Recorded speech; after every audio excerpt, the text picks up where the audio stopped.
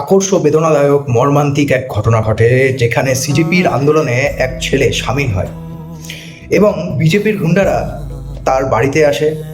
বাড়িতে এসে মারধর করে, তার বাবাকে হসপিটালাইজ হতে হয়।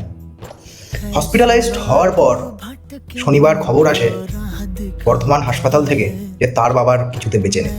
हमें न्यूज मिला है कि उसके पापा की जो है वो डेथ हो गई है। ছেলেটিকে बाबा হারা हते हलो এবং তাকেও গলাতে ছুরি পর্যন্ত मारा হয়।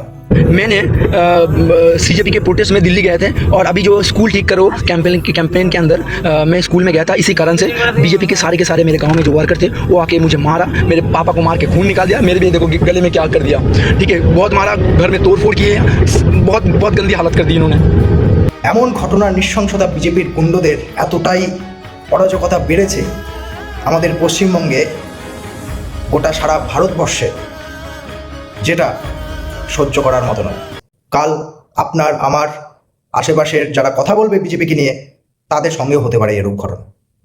ভিডিওটিকে এতটাই শেয়ার করুন, যেখানে হোক সেখানে হোক ভিডিওটিকে ছড়ান এবং সতর্কতা জারি করুন বিজেপির বিরুদ্ধে।